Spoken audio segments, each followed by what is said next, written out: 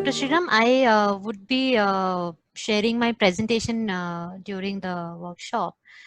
Can I now check it if it is working fine? Yeah, you can. I just stop the welcome screen and you can. Okay, thank you. Yes, you can do that. Mm-hmm. Yeah, is it coming all right? It is coming. Yes, madam, it is coming. Okay, thank you. So you can go back to the welcome screen. I can start the presentation once we start the session, or if this is fine this way, then it's okay. It's not a problem. It's not a problem. Okay, thank you.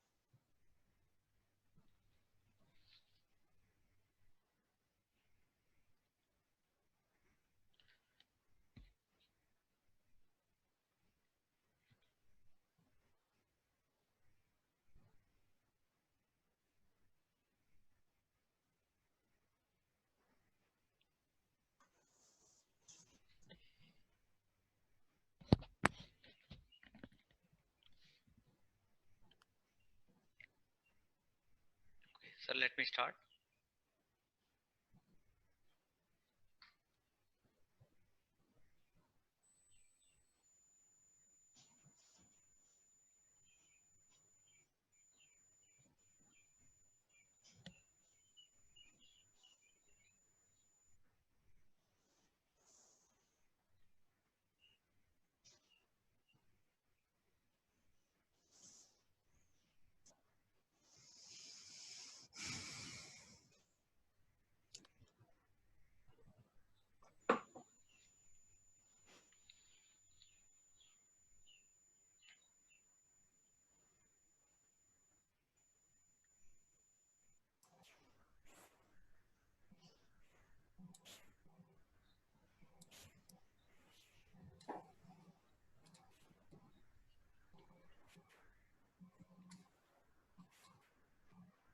So welcome everyone. So I'd like to thank our panel member, Ms.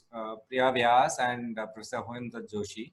So today's session is actually going to be very, very important, both for librarians as well as the research scholars who wish to publish their research work to any publisher for probable publishing their articles, books, and any other research work they want to publish.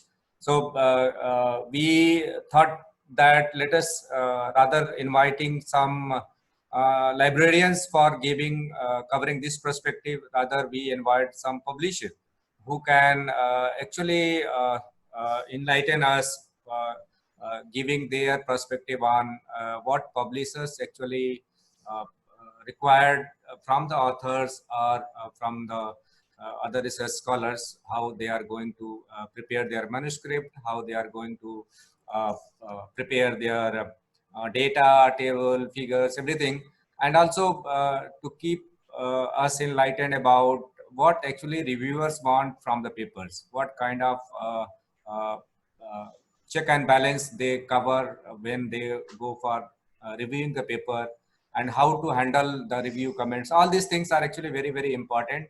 And I actually fortunate to have Ms. Priya Vyas, and also to put the agenda forward.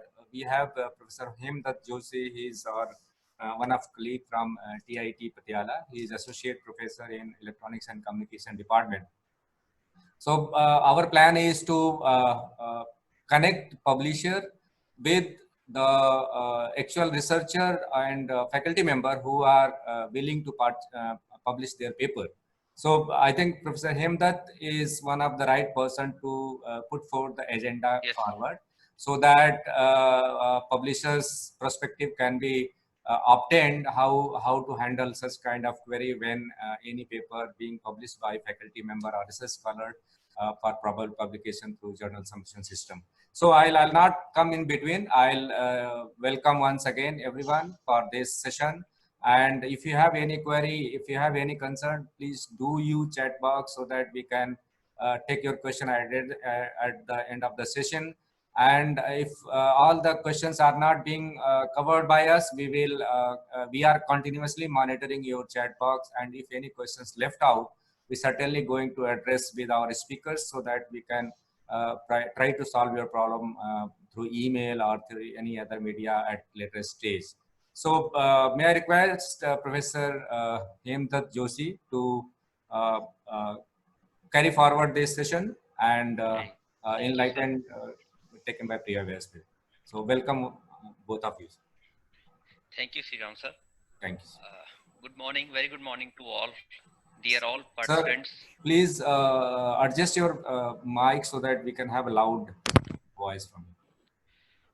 Now, am I audible? Yes, thank you, sir. Perfect. Very good morning to all, dear participants, faculty members, librarians, and members of different libraries of national and international level of institutes. Welcome to this fourth day of this 5-day workshop on research support services organized by TIT Patiala. This is session 12, and the theme of this session is, as Dr. Sriram sir told, that the theme of this session is from publishing scholarly contents from the publisher's points of view. What publishers required, why, how publications happens, what journal editors wants, how we have to write the manuscript from the editor point of view. So all these things, the speaker of this session is Miss Priya Vyas, who is associate editor in the Springer Publications. Let me introduce you. Miss Priya Vyas is associate editor in the Applied Science and Engineering at Springer Nature.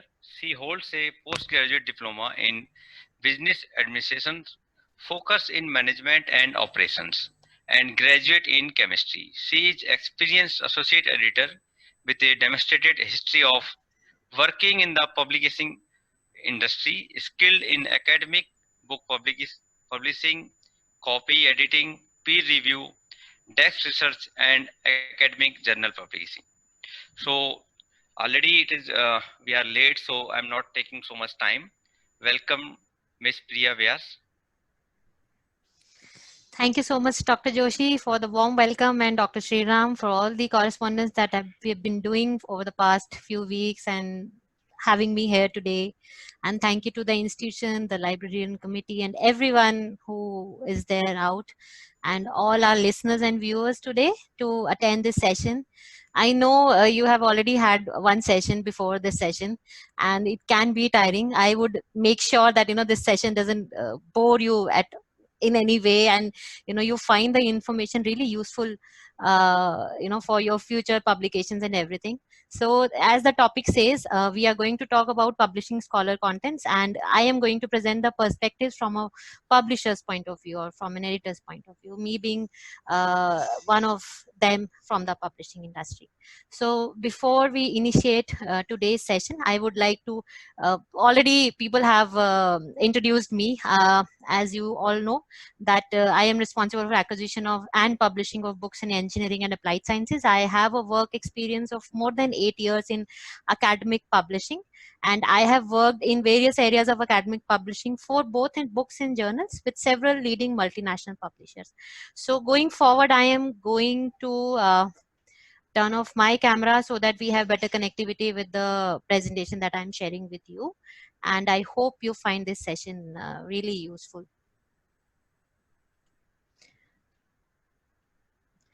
Okay, on our agenda today, I will briefly introduce Springer Nature to all of you, and then we will talk about why publishing is important. Then we will take on various topics of publishing processes and the timelines involved. Then we will also talk about the publication ethics, which is really important and one of the most talked about topics among researchers and of course with the publishers. And then we will talk about how you can, structure your manuscript, how can you write the paper, then how to have the efficient publication strategy, where you will get some guidance on how you can go and select the best suitable journal for your article.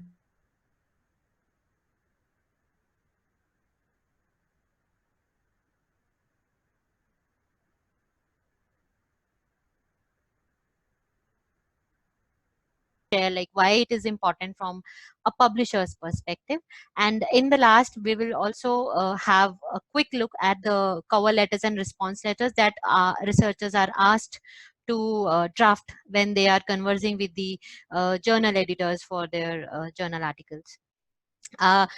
Today's session is broadly focused on scientific article writing, but most of the processes and the points that I am going to cover in this presentation are equally valid for book publication. So and you all are free to ask questions. If there are any specific question towards the end of the session, I would be happy to take all of them. And let's move forward. So first of all, I would quickly introduce you to Springer Nature. Springer and Macmillan Science and Education came together in 2015 to form one company, which is now called Springer Nature. And under the Springer Nature brand, we have some of the most renowned brands in publishing, which are Nature Research, BMC, Springer, Scientific American, Palgrave Macmillan, and many others. We are into academic publishing for more than 175 years now. We have around 10,000 employees in over 50 countries worldwide, and under our publishing portfolio, we have 3,000 journals and publish around 13,000 books per year. And we are also the largest open access publisher, having around 600 journals which are fully open access and given option to our researchers and authors to publish their article as fully open access. Our online content platforms, which are Springer Link and nature.com, have over 250 million download every year. So these are the contents where all the published articles, the books, the chapters are available in the form of ebook and e-chapter. Most of the Nobel laureates have published in Springer Nature journals. As you can see the names and the photographs: Albert Einstein, Niels Bohr, Otto Hahn, because they all identify and recognize the quality of content that we publish at Springer Nature. If we talk about the role of Springer Nature in academic book publishing, I would say that we are the largest academic book publisher. I will also share some data regarding that same in the coming slides. And we publish not only in the hard sciences but also in the soft sciences, covering all the topics present out there, from science, technology, medicine, humanities, social sciences, and many more. So that's there, and more than 300,000 books are available for our readers on our online content platform that I just shared. So feel free to ever, if you are looking for something, and I'm sure that you would find something or the other to your interest and your needs. We are also the pioneers in the digital book publishing. All our books are available in e-form as online digital content, and we are the first publisher to do this thing in the present industry. So to sum up what I just shared, there is one small video. I'm sure, I really hope that you would all like to watch it. And just to sum up what Springer Nature is all about.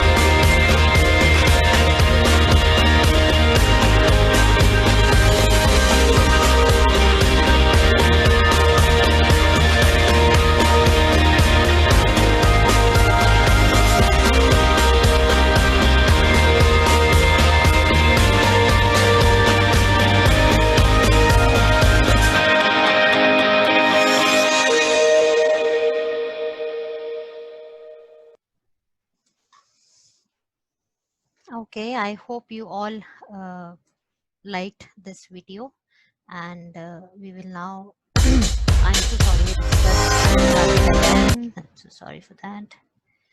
Okay.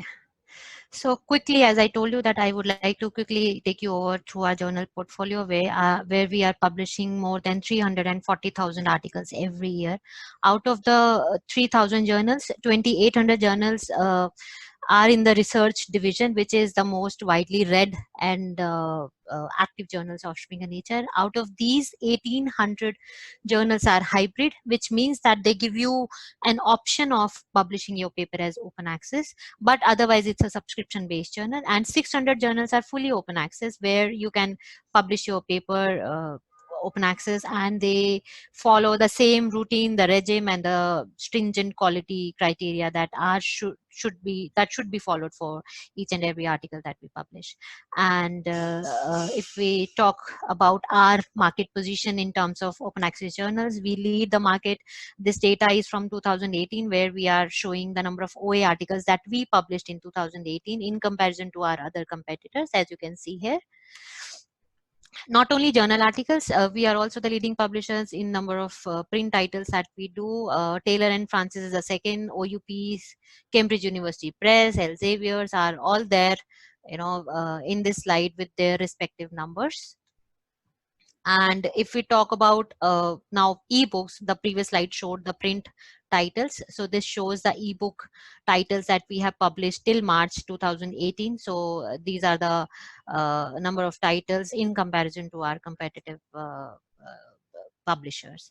So as I have already shared with all of you that we publish in all the fields available out there, so that all the researchers out there find a common or a suitable platform for their intended audience. So economics, social sciences, medicine, physics, engineering, geosciences, you name it and we have it. So do reach our journals and our publishing desk for your content to get published.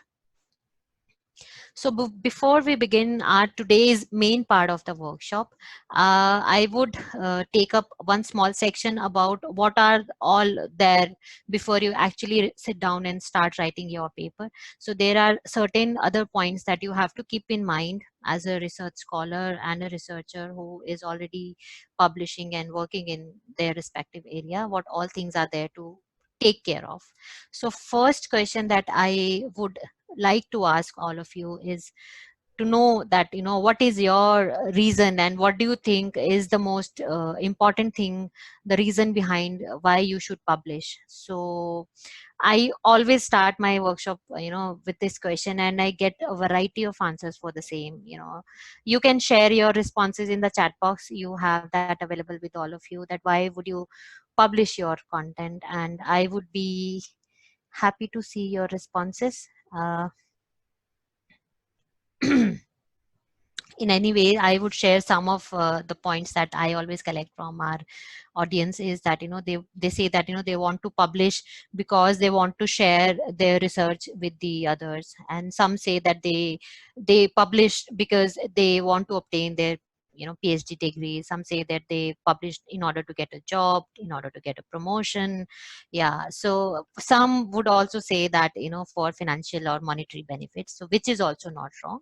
So I would say that all the reasons that come up to your mind when you think about these questions are equally valid. And I think, okay, so I can see some responses here: to leave the legacy, Dr. Yogita is saying. Then Jyoti Sharma is saying for API, Srinivas is saying for to innovate, and Dr. Yogita again also saying to disseminate their research. Yes, so these all are very valid reasons and right motivations for you to publish. If I talk about from a publisher's perspective, because this is how our workshop is based on today, I would say the main motive behind the publication should be the intention to exchange your ideas globally. Once you have done some work on certain area in your research and you want to share it with the global audience, so publishing is the only way of doing that. Although there are now other ways, you can write a blog, you can post about it on various other content sharing website, but publishing is also a way where you can not only publish your content, but you can also validate your research. That's one of the ways of actually proving that what you have done is scientifically correct and holds a value. And this is done by ensuring that the paper or the content, whatever you are submitting for publication, is peer reviewed. And that's the importance of peer review, which we will be talking about later on in my later part of the workshop today. So yes, why to publish? The main reasons should be to exchange your ideas globally. And I would always tell my audience that your research is not complete until it has been published, because once you publish your research, you also ensure that the repeated research is not being carried in other parts of the world. People already have the results. They already know that, okay, this kind of developments have already been done in their research area, and you are given the right credit for the same. So all these are the benefits when you publish, and they should be kept in mind when you are writing your first content, or maybe writing your second, third, or any piece of research, and your results outcome. And when we say that you want to exchange your ideas globally, language of the article or the language of the text, the book chapter or the entire book, is very critical. It should be clear enough. I know that sometimes the research that you do is very complicated in nature, it's very complex, but to convey the results, when you want to convey the same to your intended audience, they should be presented in such a way that they make sense to everyone, and people can connect to it, they can well understand it.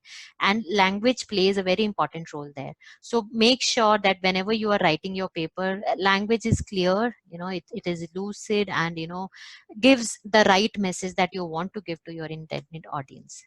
Not only that, I, as a publisher or an editor, would also say that publish is really important for any researcher's academic career. And I always support this idea with this phrase, which is called publish or perish. In any researcher's academic career, when you are doing research and you are publishing it, and this also gives you an opportunity to apply for more grants, funding, and everything. So this gives you a chance, and this enables you to write better applications for grant funding. And once you get the funding, or your institution gets the funding, you can also get more researchers. You can also invite more researchers to join you in that research, the ongoing area that you are working on. This will also enable you to advance your research, and also to publish more of your findings in the right or suitable platforms, be it a book or a journal. So this is a continuous cycle that has to start from some point. And I think today or any time is the right time, whenever you think or you decide or make up your mind that you want to publish your work now. So that's the time when this entire cycle starts, and it should be there. Because as a scientist, if you are only doing research and you are not publishing the same, then it is a mere hobby for you, unless the hard work that you have put in your research, and you have shared the results and the outcomes of the same with the academia out there, it is not going to bring any impact on the research society, and it'll be of no use. So always be determined to publish the work that you have done, the outcomes that you have obtained from your hard work. And if we are now talking about publishing, I would quickly here share the timeline and the common processes which are applied to both books and journals once you approach any publisher to publish your content. So once the article or a book proposal is submitted to a publisher, the concerned editor would look at it, and they can reject it in the first citing various reasons which are there for the publishers or the editors out there. Or if they accept the same, they will be sending it for peer review, and the editor would find or would look for the right reviewers for your paper. And then the reviewers will evaluate your paper or the book chapter or the entire book. They can accept it as such, which are rarely a case. Otherwise they would ask you to revise, or they might also unfortunately reject the same, citing certain specific reason, which mostly is agreeable, at least to the publisher, and we convey the same to our authors also, if in case there is a rejection. So if the article is accepted, then it will be published, but if there are any revisions asked in the same, then you are asked to revise the manuscript. So these are the main steps for any publication process that you would be undergoing once you submit your paper or a book proposal. But the timelines are going to be different. For a journal article, this publication process may take anything between 3 to 12 months, depending upon the quality of the paper or the review process, because the review process is something that takes a lot of time, that takes most of the time, in fact. So don't get disheartened if you don't hear from from a publisher for a long time, because there are a certain set of processes that they have to follow, and there are a lot of things that they have to take into account before they actually convey the publishing decision to you, regarding the publication. So keep in mind that only few manuscripts are accepted without any form of revision. As many as 3 rounds of reviews are also very common, and revision and rejection are integral part, and peer review takes its own time. And I would also share in my future slides that why peer review is important and how we see it as a very positive process from a publisher's perspective. I'll be coming towards this point again in my later slides. So before we start looking at the structure of the manuscript that you should take, I would like to share here one important feature that is available for all the researchers these days. This is called ORCID. I'm sure that most of you are already having one. This is like, I'll tell you what's the full form first. It is the Open Researcher and Contributor ID. Basically, this is like an Aadhaar number for you. This enables you to distinguish you from the other researchers out there. So I'll tell you one example, that for example, there are a lot of cases I have seen where two researchers, two authors are having the same first name and last name, they have the same name, and also working in the same area. So there are very high chances sometimes that their references get cross-linked. They don't get the right credit that they should get, and sometimes these credits and these cross-referencing, the referencing gets cross-referenced. So to avoid the ambiguity and to clearly put across your work against your name, we have the publishers, not Springer Nature, but this is common for everyone, to get yourself registered on this website, which is www.orcid.org. You can register yourself there by providing the required information, and you will obtain your ORCID. So once you obtain this ORCID, you can use it with your name and affiliation while submitting your paper, your research article, or a book chapter in any book, and it will immediately tag you as the right person, and people can really see that okay, whose work is this, and this reduces the likelihood of your work getting lost or getting exchanged with somebody else to a very low level. And just to keep our discussion going interestingly, I would share another small video here, very quick video, to show you what is ORCID actually and what does it do.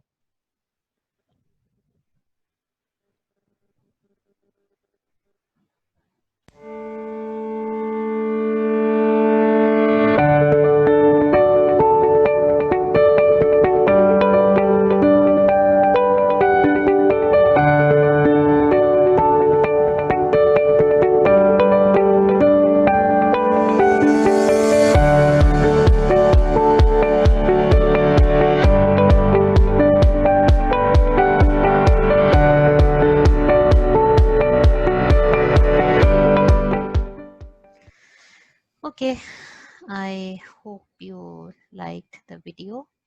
Finally, we are coming to our main segment of today's workshop, which is to write successfully, for the intended journal or a book. So I would say that the goal should not only be to get published, but to become an effective communicator, because unless you are not conveying your research outcomes, your results, your findings to the intended audience in a way that it really impacts them, and they really understand and connect to the same, and use it further to further enhance their own ongoing experiments and research studies, your research is not going to be that impactful. So you should not only target to get your paper published, but you should target to become one effective communicator. And to fulfill this goal, there are three steps that you need to follow, and I am going to take each one of them in detail now. The first and the foremost step is to have a logical manuscript structure. We will talk about how you can write the paper, what all points are there that you need to take care of and everything. Then we will talk about choosing the right journal, and at the end we will talk about how to submit your paper in the journal successfully. So first of all, you should need to know that what do journal editors want. So that's really important to know this perspective, from a publisher's point of view, because that sort of gonna help you a lot in your publication journey with any publisher out there. So the first thing and the foremost thing and the most important thing that comes, and that tops any list, when we ask this question, and usually we ask this question to a lot of our EICs, various journals, and then that what is it that you look in an article as the most important thing, or the first thing they always say good quality science. So the quality of your paper, or the science that you are presenting in your paper, should be of acceptable quality, or something really impressive, so that the chances of your paper getting accepted are really high. And if you ensure that the quality is going to be good, it will also stand up to the peer review, because peer review is one stringent process where your study is really critiqued, and is analyzed and criticized in a lot of ways from the fellow academicians. And if the science or the topic that you have presented is good enough, then the chances are that the peer review feedback is going to be positive, or at least there would be some revisions only that you will be asked to fulfill. Other thing that ensure that your text or your article or your book chapter is going to be published is the originality of the research that you are putting forth. So it should be original enough. Anything copied, any plagiarized material, anything that have been published in past, and if you are going to repeat the same, then that is not something that a publisher looks for. uh, Duplicating the research, sometimes what we see as a trend is that an author has published few part of his or her research in certain journal articles. Then he comes up with one article where he has clubbed all the previously published publications, and there is nothing new in this fourth article. So if there is no novelty, or though there is nothing new about the research that you are trying to put across through this fourth article, then their chances are very high that your paper is going to be rejected. So always try, yes, you can have some part of the research, at least especially in the methodology section or the literature review, where you are using content from your previously published publication. But other than that, there should be some concrete, some solid outcome of this new paper, in this new paper, in the form of a research that you are presenting. Then the paper that you are submitting to an article should be interesting enough to the journal readership. You should clearly and very carefully look at the scopes and aims of that journal, which are clearly mentioned on any journal's website that you would be considering for your paper. Always read everything very carefully, so that that what the journal is looking for. That sort of give you an idea that how your paper is going to fulfill all these criteria, and hence will be accepted. So that is very important for you to know and understand the right scope and right interest of that journal, and you can align your paper accordingly if you are targeting one specific journal in that case. And also there is one more thing, that if you are working in some research area which is very popular, or is very much in demand, for example nanotechnology, or these days let's say about COVID. So these are very hot topics, and if you are approaching publishers for the same, and you're not, again your research is novel enough and has not been published as yet, the chances are high that your work will be considered really well. So that's there. And then again, as I've already conveyed to you, that be really clear and concise when you're writing your article, and I'll be helping you out in how to do that in my next slides. And again, one more thing, that you should also keep a check on the ethical requirements, which are always provided on each and every journal's website, and for books also, for the publisher, on the publisher's website anyway, where they always enlist all the requirements that you need to fulfill if there are any animals or human subjects involved in the study that you performed, or any survey that you performed, and you have obtained the informed consent from the subjects to publish this research and to use the data. So make sure that you have obtained all those ethical approvals while doing your study, and you have to retain all those documents with you, because once the experimentation and the field study is over, and when you make up your mind to publish your paper, there is a gap between these two processes. So this time gap should not make you lose those important documentation. Keep them with you always ready, because a lot of journals these days are asking for those ethical approvals that you had obtained at the time of study. So the compliance with ethical requirements is very important. In sometimes a paper is good or an article is really good, but if it is not able to fulfill the ethical requirements of the journals that has been asked by you, even then your paper can get rejected. So these are certain points that I just shared with you to that you can follow to ensure that you have a successful publication experience with any journal or any publisher out there.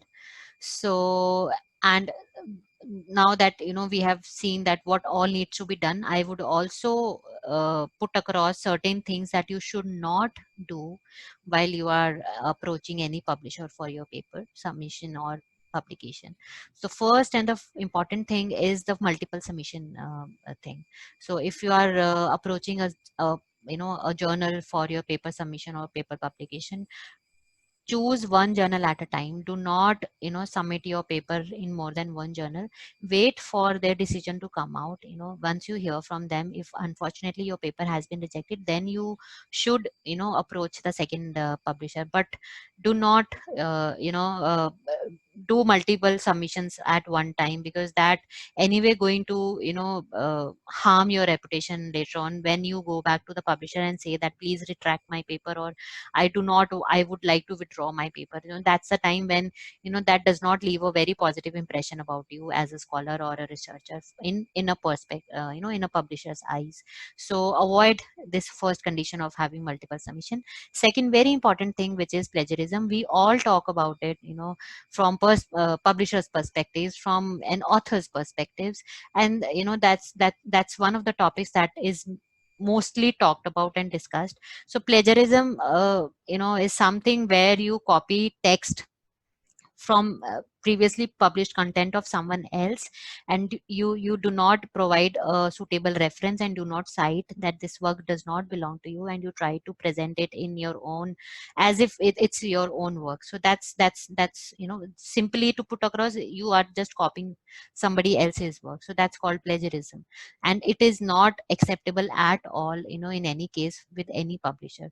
So if you have to cite work from some previously published study, which could be your own study or could be someone else's study, cite a suitable reference, the correct reference just next to that text, as the first thing to do.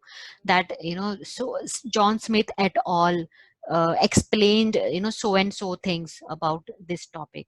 So that's the right way of doing thing. And but if you think the content that you are going to take from any third party content or from a previously published text is going to be much more than the permissible limit of usage, then you should obtain the right permission from the copyright holder. Otherwise no, there are chances that if sometimes what happens is that this thing you do, or certain researchers or the authors they do plagiarism, and they do copy text and they never cite the reference, and the paper gets published, but once your paper is published, the original author of the content that you have used in your paper would come back to the publisher saying that this is my content and this is how I published it. And if the case is really found to be true, then chances are that your paper can get retracted, which again is going to tarnish your reputation as an author or as a researcher. So please do not indulge in those kind of activities. And sometimes, one important topic that I would like to share here is about self plagiarism, where you have publish some text in one article, let's say in an article which was published by somebody, some publisher, and then you are going to use the same in your next study or your next paper. It is okay to use it, but only after taking the required permission, because when you are publishing your content with some publisher, you are transferring the copyright to reuse your own content to the publisher. So having said that, let me also affirm you that this is very easy. It's very easy to obtain permission to reuse your own content. And this entire process is online. You don't have to go and or maybe call somebody or to chase people. The entire process for all the leading publishers is online.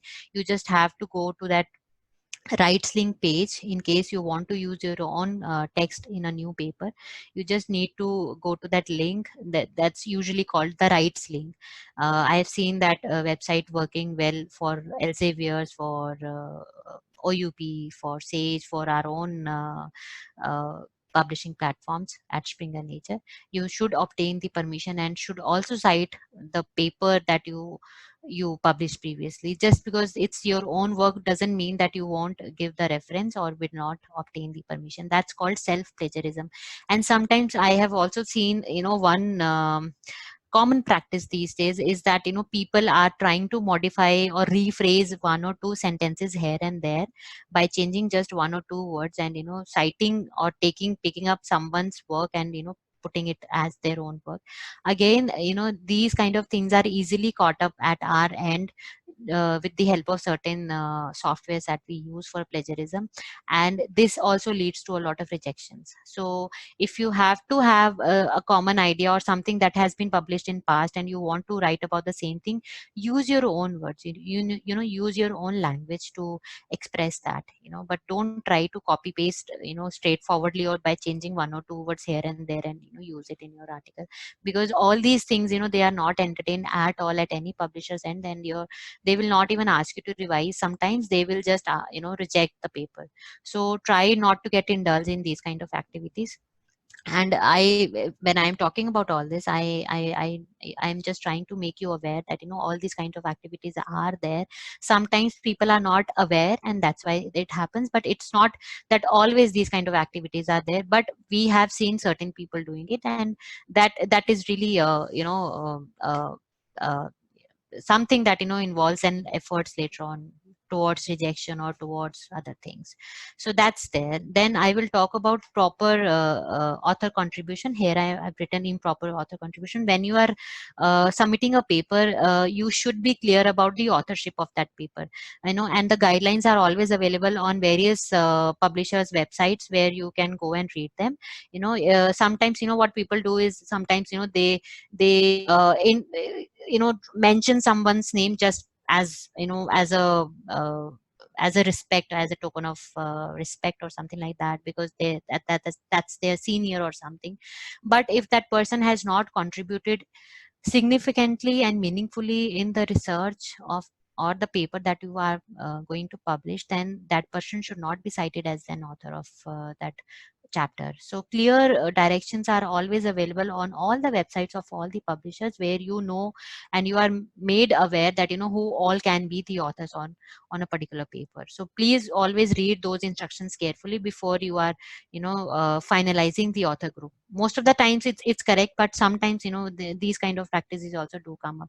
So during my entire workshop today, I will be trying to cite certain examples that we see as a publisher on different domains and different aspects that are out there. People are practicing that, so try to avoid that. And then of course you should not falsify or fabricate your data. This will eventually uh, you know get clear, and then it will also lead to retractions later on. And I've already shared about appropriate approvals for the use of human subjects and animals. For more information on this, all these topics of publication ethics, you can go to the website of COPE, Committee on Publication Ethics, and there are a lot of useful guidelines available on for all the authors out there. So I will show that how this information is available on our platform at Springer. You can uh, access this information under the tab publishing ethics, and it is also available on our other website, which is nature.com, and you also have the same set of information available. It's very useful, and I always recommend that everyone should go through this information once before they start their publishing process. All right. So I will now come to the topic of logical manuscript structure, how you should draft your paper, how you should design your paper and write your paper. So I'll tell you that when you are writing your article or you're writing a book chapter, it should be linked in such a way that it conveys a story. Okay, so it should have a beginning, then it should have a middle part, and then it should end with a message and the research findings that you have come up with and the implications that it's going to have. I am going to explain this with the help of expanded IMRAD model here, that is going to cover the various elements that you should have in your article and how you should have them. So the first three are the title, abstract, and keywords. I'll be taking each one of them with an example, and then the four major parts of your article, that is introduction, methods, results, and discussion, and also the references and acknowledgement. So the first thing is to have the right order. Here you see the right order. I have used the other spellings because I want you to understand this thing, that when we say the right order, we want you to follow the right order of writing your paper. For the maximum clarity and consistency, the order in which you have written your manuscript should have a right order, and that starts with writing the methods and results section first, because this section of your paper should ideally be written while you are actually doing that research, while you are actually performing those experiments, because there are very high chances that later on you might forget or might miss on a few important points. So while you are performing your study and research, try to finalize. You can later on fine tune, of course, your methods and results section to make the flow, but try to record each and everything while you are doing your research. So methods and results should be the first thing that you should write in your paper. And once you have done that, then you would also be clear about what kind of journal you are looking for. So depending upon the journal that you have chosen, you should draft the introduction and discussion part of your paper. Yeah, so introduction would convey, like, how your paper is well aligned with the aims and scope of the journal that you are targeting, what audience can expect from your article, and what is the findings that you are going to present. So that all discussion taking the shape in the form of introduction and discussion should be the second thing that you should write once you have written the methods and results part. And once you have written all these four things, which are methods, results, introduction, and discussion, in the last you should write the title and the abstract. So what is abstract? Abstract is the small trailer, I would say, or a teaser. It's a small introduction about the entire chapter that you are submitting. Basically, this abstract sort of gives an idea to the audience and to the publisher, and like about what is all going to be there in your article. And we are going to take these things also in detail in my next slides. So if we talk about the title of the article that you are submitting, that's the first thing that grabs anyone's attention. So, sometimes we are scrolling through the articles, and, we find certain articles, with very interesting titles and, very relevant titles. So we open them and we read them. Sometimes, we reject certain titles just by the certain articles just by looking at the titles. So yeah, that's the kind of effect a title can have on an article or a book chapter or an entire book. So, when we say that you should have the right kind of title, it should include what is important that you are bringing to the audience. Then it should have the right keywords. the most commonly used keywords in that related research field which is out there and you have worked upon. And then the title should not be very long, it should be very concise and clear, should not be less than should not be more than 20 words or something like that. And at the same time, you should also avoid certain things. As you can see in this slide, you should avoid a question, you should avoid describing the methodology in the title, that you did this thing with the help of so and so method, or incorporated these steps to reach this result. So try avoiding that. And then also you should not use abbreviations in the title, because abbreviations can be misleading at times. Abbreviations can have more than one meaning, for various terms, that can uh, what should I say, that can mislead the audience when they are looking at your article and the title of the article. So in short, I can say that your title should be a concise summary of what's most important. And how can you do that? You should state what was investigated, what was measured, and the sample the measurements were taken from. If you are going to cover all these points in the title, I am sure the title that is going to come out is going to be a good title. Here I am presenting two examples of a good title and a bad title. So if you look at the first one, it is too long to read in first place, and then it is difficult to make sense out of it. So people are not going to chances are less that people are going to open this article and read.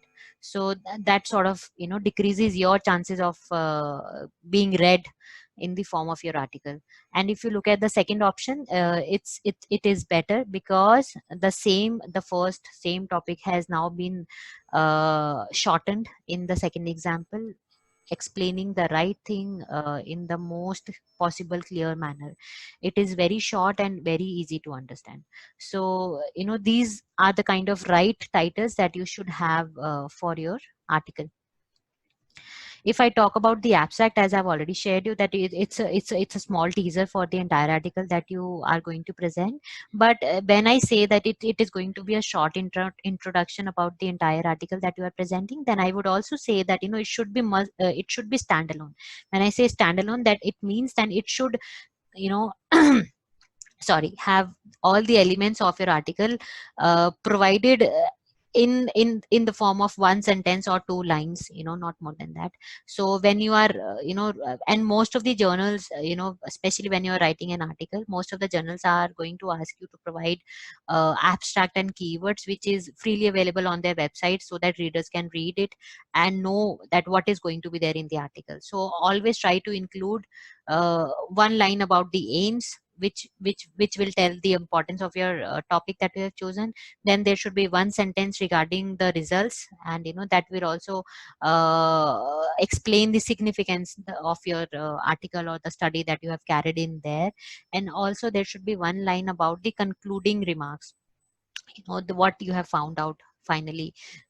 All these elements should be covered in the form of one or two sentence in the abstract. And abstracts can be structured and unstructured. What do we mean by structured and unstructured abstract? Abstracts, if you have clear defined headings of these aims, results, and conclusion, then it is called a structured abstract. But if you have just made a paragraph and you have not clearly highlighted that this is the aim, this is the result, or this is the conclusion, then that is called the unstructured abstract. In both ways, the information is going to be the same, and these are the important elements that you should always include while writing the abstract, because it is equally important and crucial for your article. When we talk about the keywords, that again, as I shared with you, you will be asked, choose to always try to choose the appropriate keywords, that have appeared most of the times in your article, and they should be commonly found, keywords. It should not be a new terminology for the already existing keyword that's there. Yeah, so people, and why keywords are very important, because these are the keywords that people will type when they will be looking for certain topics. So try to think from their perspective, that what for your study, what would be the right keyword that people should, when people type and your article should appear in their search list. So this is just to increase the visibility of your own paper on various websites and other online platforms, that you need to have the right kind of keywords, because your keywords are directly related and linked to your article, and that's how your article is going to appear in various search results when people will be looking for them. So here are certain examples. Don't go for very general keywords like molecule. Here an example has been given: optics, lasers, energy, but try to be very specific about your study and the keywords that you are going to use. For example, if your study is involving single molecule interaction, then single molecule interaction could be one keyword. Don't think that keyword should be just one word. It could be a phrase, it could be two word or three word phrase, but this is more specific for your study, and would also yield better results when people actually look from this thing. Molecule, if you type and you search by this, then a large set of results come up and you really get lost there. So having the right kind of keywords is really important for your article. Okay, so now that these three elements have been covered, now I am going to talk about the four major sections of your article that you need to have. I have already shared what are those. Those are introduction, methods, results, and discussion. Now this has been represented very interestingly with this model here, and they it's just trying to tell you that how you can logically link one section with the another. Okay, so because there has to be a flow in the article that you are presenting or you're writing, otherwise broken section or unlinked section might not make sense when somebody is reading your article. So you should always start the introduction part of your article by taking care of one thing, the first question, which is why this study needs to be done. So because this must have been the research question for you when you actually started your research. Now that the time has come to publish the same, you should keep this thing in mind as the first thing, that why this study needs to be done or why this study was done. So when you will be explaining this thing, this will take care of the introduction part, the introduction topic of your paper. So this will include the currently published studies, literature review, and the problem that you have identified in the field. Then the second question that you should try to answer while you are writing your paper is how you went about it. So when you are answering this question, you will automatically be writing the methodology and results section of your paper, and it will also have the objectives. So now if you see clearly here, the objectives are again aligned to the problem, because the problem that you have identified, the objectives of your study should also align with the same, because it has to be the same, and this has to be the aim, in short, that we say, that should be the aim of your research or the study. And how you went about it will also explain the methodology section, and what you obtained out of this will be the results, and results can also be interpreted in the form of figures and tables. So yeah, so when these should ideally be included in the methodology and results section.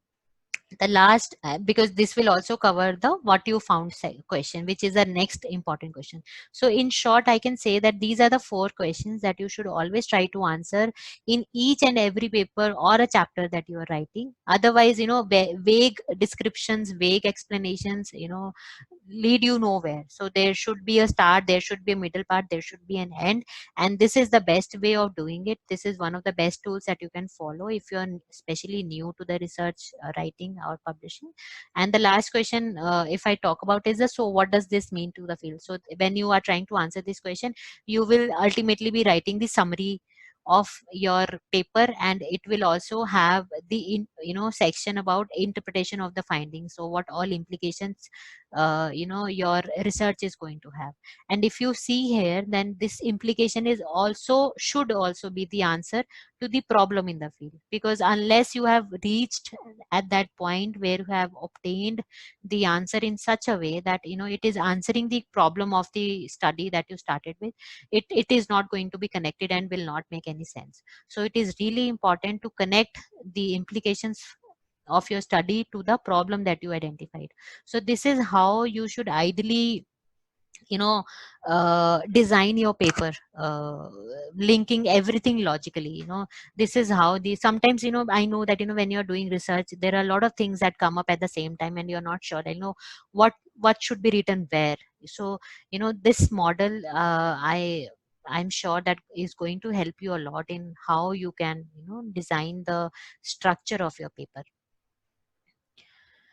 So that is all about how to write your paper. Now we will look in this section about how to choose the right kind of journal for your paper. So let's start with this. So when you have decided to publish your paper, first thing that people ask is that, how you can publish your article quickly. So I would say that, that shouldn't be the intention or should not be the motive or aim for you. Rather, you should think that, how your research or your article is going to have an impact in the related field. So you should choose the most appropriate journal, but not the journal which have the quickest turnaround time. Yeah. So that's the first thing that you should choose. Look for the most appropriate journal you think, which is going to best suit your study area, and also communicates the relevance of your study. And not only that, sometimes, people also think that, the journal that I am going to approach for my article should have the highest impact factor. No, this is not the right approach. Look for, again, the suitable journal which best provides you the platform, the right kind of audience for your article, rather than having the highest impact factor. Sometimes, what happens, you try chasing, research scholars try chasing the journals which are having the highest impact factor, but they might not be suitable for the kind of article or the kind of topic of your research, and that may lead to a mismatch, and that the right audience might not actually get what you have got for them. So so try to think that, what will be the best paper to reach your targeted audience, and then go for that journal instead of going with the journal of the highest impact factor. And also keep in mind one more thing, that uh, who are those people for whom you have done this research, who are going to be affected or going to be impacted by this research. So identify your field and then choose the journal of your specialized research field. And if you think that the study that you have carried out is multidisciplinary and very broad scoped, then you should choose a journal accordingly. But if you think that your subject area is very specific and is intended for only a very close group of people, then you should go for a specialized journal. Then how would you want your paper to be accessed? So there are two modes for doing this thing. One is one category of journal is subscription based, where your content is not freely available, but people have to pay a certain subscription fee to access your article. This sort of limits the accessibility and readability of your article. But if you want that your paper should be read by each and everyone out there as soon as it is published, then the other option is open access. But there are a certain criteria that you have to fulfill before you go for open access. So as I said, that open access ensures that your article is freely available as soon as it is published. And this could also be one of the funder mandates, like the research funding agency that funded your research or project wanted you to publish your paper open access, so you should go for open access in that case. It of course increases the accessibility and the number of downloads, and you also get to retain the copyright of your work. But there is one more thing that you should always keep in mind, is that open access is not free. The journals usually that publish your article as open access, they charge a certain fee, which is called the book processing charges or the article processing charges, to ensure that readers don't have to pay anything for the article that you are publishing with that journal, but rather you or your institution is going to pay for it. And that's how you enable the free access of your article. So that's the thing. But there are also a lot of journals, okay, I'll take this point here, who are not publishing open access but are still charging fee. So beware of those journals, because mostly otherwise, unless you are not going for open access, there should not be any publication charges involved. If there are any, then you should be really careful about those journal, and you should do a thorough check about these journals and their background, because otherwise if you are publishing in a normal subscription based journal, there are no publication charges involved, at least not with the reputed publishers out there like Springer Nature, Elsevier, PLOS, and else OUP and everyone, Sage, all these. So they don't charge unless you are going for an open access option. And also try to look for the editorial board of that journal. If you think that the editorial board members are international and familiar, and not only from a close group of people based in one territory or region, that sort of gives you an idea, like what is the kind of reputation this journal have. Then of course you all are well aware these days, you always look for this option also, that where all these journal is indexed, if it is Scopus index, if it is available on the Web of Science, all EBSCO or anything like that. So always check if the journal is indexed or not. Then also try to look at the authors who are already publishing in that journal. If you think that a lot of people and they are from your own study area and them, so that means that it's kind of right journal for you. But if you find all the authors there of totally unknown to you, and you think that who all are these people, then there might be something fishy about that journal, and you should try to find out more about that journal. So that's one of the close watch things that you should always take care of. And as I've already told you, there is no fee involved. Otherwise, only in the case of open access, if your article has been accepted, you will be asked to pay the publication fee. Otherwise, there is no publication fee which is ever asked for any known open access journal, at least not from the reputed publishers, as I've already explained to you. So there is one useful website which is called www.thinkchecksummit.org. So this website helps you to choose the right kind of open access journal for you. There are 3 questions that they ask you once you submit a certain information, and it enables, it asks you to check if the journal is the right journal for you, or if it is going to be the absolute right platform for you. So once you answer these questions, and this website is going to suggest if the journal that you have chosen is the right one or not for you. And only submit to a journal if you can answer yes to all the 3 questions that they ask, which are think, check, and submit. Yeah. And this is one of the tools to find out a suitable journal. Another useful tool that you can look for is a Springer journal suggested tool, where you just need to provide the title of your manuscript and some introduction about the manuscript, and this website will suggest a number of journals where you can submit your article. This is called journalsuggester.springer.com.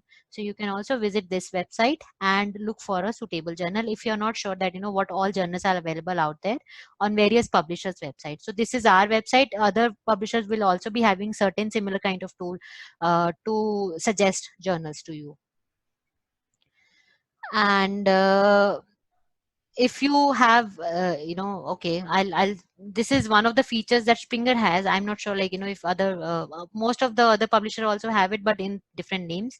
So basically sometimes what happens that you chose one specific journal for your article, but that specific journal did not find your paper suitable enough to be taken for publication. Sometimes if they think that the quality is good and the article is good, they transfer it to another suitable journal. So this feature is called Springer Nature Transfer Desk at our end, and we ensure that all the good quality papers get published, and they just don't get rejected on the basis of the suitability. Sometimes just because it could not match the aims and scope of a specific journal doesn't mean that it shouldn't be published. So to ensure that all the researchers that are approaching us have the right content, the good quality content, it should get published in one journal or the other. So that's one of the features that we have. I am going to skip this video here, keeping in mind that we have a few more things to look forward to. So we have already covered the how to find an appropriate journal for your article, and we have already seen that how you can logically organize your manuscript. Now we are ready to submit our manuscript in a journal. So let's see what all processes are there that we can follow for this step. So in this section we are going to see how we can have a successful journal submission. So as I've already shared that journal editors are very busy. Mostly they are not the full-time editors working full-time on the journal editorial board. Rather they are full-time professors, department heads, and people, other faculty members involved with a lot of other activities than having this thing as a main thing of their you know day-to-day routine. So always remember that most journal editors have very limited time, and you are there to compete with many other researchers for this limited time of the journal editor. So a lot of communication that you are going to have with the journal editor should be concise, clear, and favorable enough, so that it really grabs the attention of the journal editor. So always keep this thing in mind. So the first impression, as I've already shared, is going to be the last impression for the journal editors. So when you are submitting your article, try to draft a cover letter, and this cover letter should convey the significance and relevance of your study. So it should also talk about that how your article is suitable for this particular journal, how it is going to be interesting to the readers of this journal. And all these questions should be clearly answered and described and explained in your cover letter when you are writing this, to be sent along with the article to the EIC of any journal. And again, I would again emphasize on this fact that the writing should be clear and concise. Okay, if the journal editor thinks that your article is good enough, it would be sent for peer review. Again, we are back to the peer review process, and here I'm going to tell you that why it is very positive process, and you should have a positive outlook towards it. Because when your article gets peer reviewed, you get a lot of opinion and feedback from the experts out there. They advise you how you can improve your study, if there are any shortcomings in your study, and it also helps you to further develop the manuscript accordingly. So these inputs are freely available to you in the form of peer review process. So this also gives you sometimes another perspective which you might had not think of. But as a result of peer reviews, if a reviewer has suggested you to involve this one particular perspective, that only gonna add value to your article.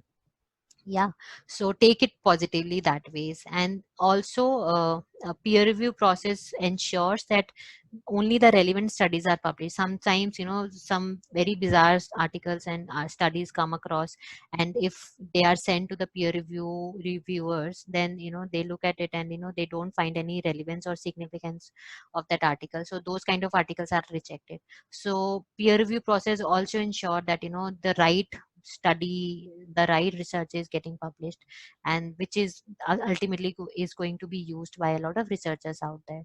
So that's there, and that's how the peer review process also helps in advancing the right research of a certain area or a field. So always take peer review process as a positive process. It's only there to add value to your own article and paper. Yeah.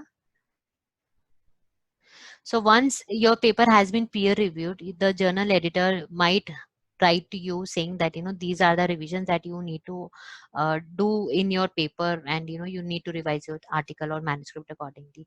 So when these kind of responses are sent to you respond back to them, clearly discuss all the revisions that you were asked to do. Only stay, do not only send the paper that okay, please find attached the revised paper. Always highlight what has been revised in your paper. Yeah, always try to highlight, this was asked to revise, this is how I have revised, this was asked to be removed, I have removed. So when you have clearly highlighted and mentioned all these things clearly in your paper and in the response letter that you are writing to the editor, this will make the job easy to understand and to comprehend and to proceed further. So again, because why you need to do this, because again the journal editors are very busy, the fact remains the same. So it makes it easier for them also to quickly check that okay, the revisions that were asked has been carried out in the paper, because still your paper has not been accepted. It is still in the peer review stage. So this is very critical, how you are writing the response letters, how you are revising your manuscript. So in a typical response letter, there should be 3 things that you should define. Briefly state what was revised, always refer to page number and line numbers, that these are the places where you have done the revision, and always highlight the revised text. So in response letters, what the journal editors are looking for, they look for, first of all, your agreement or disagreement. If they have asked you to revise something, most of the cases are like where you accept the revision and you do the amendments in the paper accordingly. But sometimes you disagree with the reviewers' comments, and then if in case that's the case, then you should have strong evidence of your disagreement, that why do you think that this is not acceptable, or you think that this is not really required. So draft that response accordingly. And this thing we have already covered in our previous slide, that if you were asked to add something new, then state those new things. For example, state new experiments if you have added any in your revised paper, or how you have revised the text and figures, and then highlight the same, and also add the page number and line numbers, that at so and so places I have revised so and so thing. This is going to make the communication really clear with the reviewers out there and the EICs out there. And once this is done, your paper is going to be published. So once your paper is published, do not wait for the people to find out about it. You should promote your article from your end also. Of course, the publishers are there to promote your publication, but it is always a good idea to present your own paper at related conferences, where you are interacting with others people, and you can always talk about that, okay, this is something that I have done in this field, and this is my article. If they read your article, this is going to increase the downloads for your own article. This is going to increase the citation of your article and usage of your article. And you also be able to identify the key target audience. You know that where it is going to make the most sense, where you should talk about the article. But you should not let those opportunities go just like that. And this will also help you to establish new collaborations when you talk about your newly published article, and or any book for that matter. People will read and will contact you that, okay, we have also worked in that area, let's collaborate. So that will also give you an opportunity to collaborate and do further research and do more publications. So this is how your network is going to expand it, with the help of this idea of sharing your own publications. And you can also share your content on LinkedIn and Twitter. I know that people are making best use of social media these days. You can always talk about your publications on these platforms.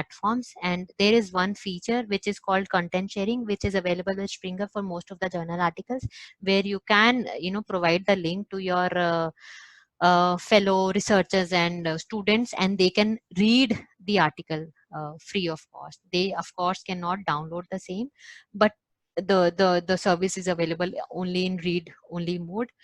But with the help of that link that you can share with these people, they can read the entire article that you have written, or the entire stuff that you have published.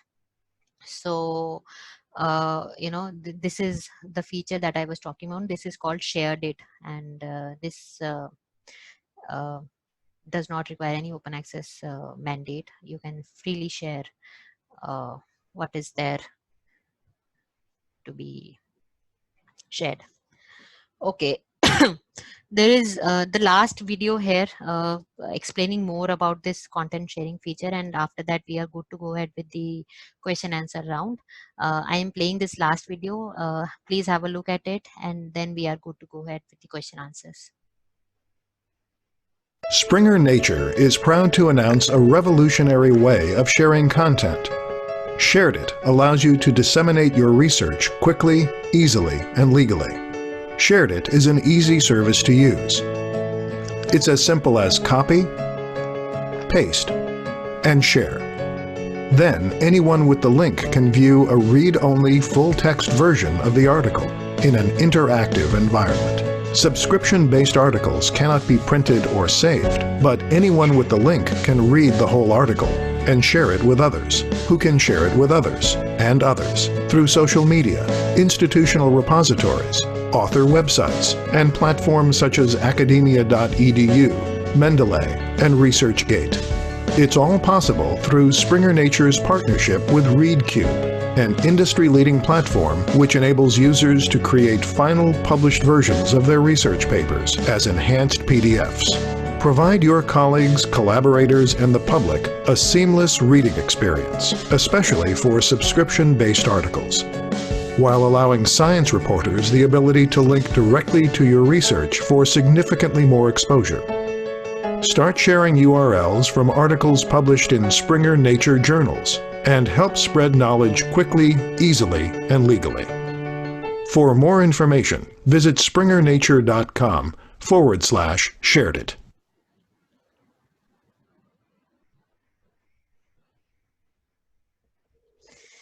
So, all right. With this, we come to the end of our today's workshop, where we have clearly learned all the three important aspects of becoming an effective communicator.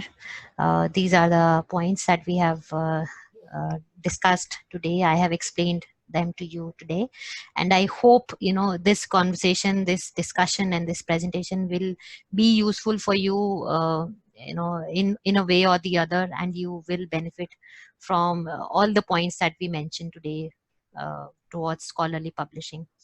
And that's all from my side, and I would now request Dr. Joshi to share the questions if there are any, and I'll be happy to. Thank you, ma'am. And this is very informative session. And actually, I would like to listen all these things when I started my research. But Okay. now, and I think this session should be attended by every research scholar.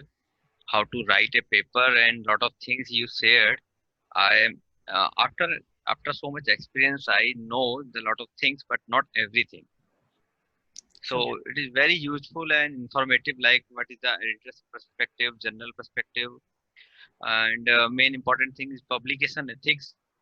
And from a research scholar, how to write a good paper, what should be the right order. I like that word, right order. Actually, students don't know how to write a paper. They started from introduction and title first. Right. So I also told them, generally my students, that start from your work, then results discussion, and then we will go for the introduction and abstract at the end. Right. And the next important thing is how to choose a good journal, and the journal which suited our publications properly. Many times my students send the papers and the editor immediately reject that it's not a area. Yes. And I also feel the same when I started my research. So I would like to ask questions from our team. If they can compile a lot of questions asked in the chat box. Okay. I'm sorry, I couldn't look at the chat box while I was talking, because you don't need you can just read out them to me now. You don't need to read from them. Actually, I think your session should be not for only single session. This is the first time I am basically interacting with any person from the journals. We are interacting only through the emails and all that things. So it is very informative. So Dr. Sriram. Yeah, thank you, sir. Thank you, Priya madam. It was indeed, so I have already heard a lot of sessions of yours, and this is, so that's why we wanted to take you on at our platform, so that we can host you and we can enlighten our participants so that they can benefit. So theme, we actually carefully chosen because of our experience with the research fraternity. So since I joined Thapa University, I understand that there are a lot of things to do by the librarian, and I personally taken a keen interest once I come back after my Commonwealth Fellowship, and understanding that how important is the research for the academic fraternity where you are working, and our role is actually going to be very, very important to connect a right person to a right platform, so that we can reach right people who can actually benefit. So thank you so much. And I think there are so many questions are there. So I'll just request our team to take one or two questions. And because it's already lunch time and people are pinching me to, they are hungry. So indeed, this is very, very informative session you have delivered. We can have some another we can have some another time. Miss Priya can deliver the lectures to our research scholar in our TIT.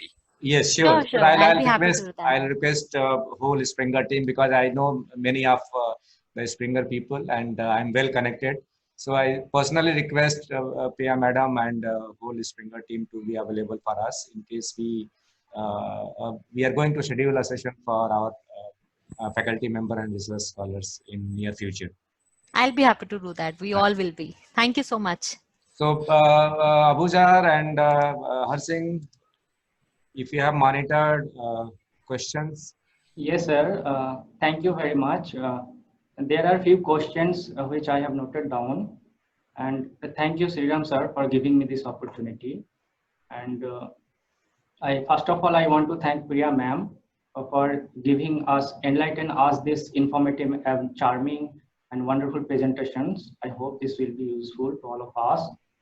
If you allow me, I will present all the questions one by one in front of you. May I, ma'am? Yes, please go ahead.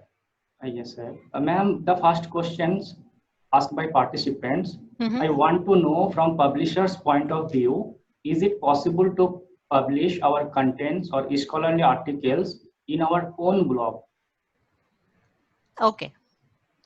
All right. So there are two aspects to it. If they have not published the content already, they can, publish the article, wherever they want to. But if it has been published, then I just shared the shared it feature where you can provide the link and it can be legally shared with the fellow members, their students or friends or anyone, in their academia. That's the legal way of doing it. Usually mostly publisher, they don't allow the downloaded PDF to be uploaded anywhere on any online platform. But considering this requirement that people need to share their content and their own published work in their own fields, then shared it, I think, will be the best way of doing it in our organization if that has been published. Otherwise, I will say that the pre-publication version of your paper is something that you can upload on your various social online platforms, and that is fine to be uploaded, but not the published downloaded PDF of the paper. So that is not the right and the legal thing to do. Thank you very much, ma'am. And the next question is, when a working government professional need to take a permission from the institution before publishing any research paper or book, and when it is not mandatory, and does the publisher ask for any permission letter from the organization? Okay, so I'll tell you that there are a lot of institutions and government bodies and private bodies also that have this mandate that they have to have the no objection and a go ahead kind of certification from them before they approach any publisher. And largely why this happens is because a lot of institutions, all the leading institutions mostly have certain kind of legal agreement with the publishers and other agencies where they make it mandatory to take an no objection or a go ahead approval for the research to be published, especially if certain part of research or any study has been done under any institution. Then yes, they need to obtain the permission, and publishers do ask for it. For example, I'll tell you that Springer Nature has one collaboration with Indian Institute of Advanced Studies in Shimla. So any author who is approaching us from that institution to publish, they need to obtain the permission and approve. They need to have the approval from the institution that they are approaching us to publish this work. So yes, a lot of government bodies do have this mandate, and they need, it is always better to obtain permissions in advance, which I don't think is very cumbersome and very difficult otherwise, and that's the right way of doing it. But not always is this the case that I have seen. Most of the times it is there, and taking permission is the right thing to do.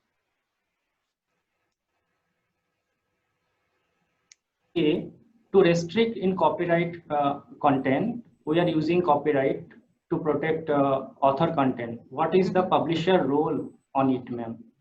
Okay, so I'm not sure, like, whosoever has asked this question has published with Springer, that because it is clearly mentioned in our publishing legal agreement that we will also make sure to protect all the interest and to ensure that the copyright is well intact with the author, and any kind of plagiarism or piracy, if it happens, then publisher is going to take action against it to an extent which is possible to them. Yeah, so that is there. So copyright anyway, if somebody publishes with Springer, the copyright stays with the author, and to ensure that the content once published is disseminated through the right medium and on the right platforms, that's to an extent is the responsibility of the publisher also, and we do that. We keep a check on that. Thank you, ma'am. The next question is structured and unstructured abstract, which should be considered, ma'am, please? Okay, so both are good. I will say that a lot of journals, it depends upon basically the journals. There is this mandate for a lot of journals which ask for a structured abstract. If the that journal in question has asked you to write a structured abstract, you can submit a structured abstract. If there is no guideline available for that particular journal, you can submit both ways. But because the points cover in both the both the types of abstract is going to remain the same, it is equally good to go with either of them. But if it is a mandate or a guideline for a specific journal, then I would say that go for that only. Thank you, ma'am. The next question is, can we present the scientific content in conferences after publishing? Yes, you can do that. You can talk about your work, and that's how you are going to disseminate knowledge and information about your own published work. You can always talk about it. We always encourage our authors to really talk about their own work at conferences. The next question is, ma'am, is there any permanent identity to predatory journal? Parameters. Sorry, can you repeat the question? Parameters. Is any parameters to identify predatory journals? Okay, I have shared a lot of points, I think, that are going to be very useful to identify the right kind of journal. I also enlisted certain points. This presentation has already been shared with Dr. Sriram, who can distribute it with the audience, where they can again go through all the points that I mentioned while choosing the right kind of journal, the suitable journal. There are specific traits that are always common among all the predatory journals, like as I said that if it's not an open access, then no journal will ask you to pay a publication charges. So that's one of the things. Then look at the editorial board. If you think that it is not very diverse, or it is very limited to certain one specific region of India or any other country, then again things are fishy there. And that's there. And then people can take the help of the two tools that I suggested. The one, Think Check Submit tool, that is also very helpful in finding the right kind of journals. And one other thing that predatory journals lack in is the indexing. You should always look for the indexing options of that particular journal. Mostly predatory journals are not indexed in Scopus and everything, because their selection criteria is very what should I say, very stringent and very strict, and not every and each journal get indexed there. So if you can keep in mind the parameters of these sort, I am sure that you will easily identify that if it is a predatory journal or not. Thank you, ma'am. The last question, one more question is there, and that is the last question, I hope. And there is a problem for a part-time research scholar to access a good contents for their field to update their research, and they cannot able to access most popular publishers' website because highly paid getting the publisher's paper.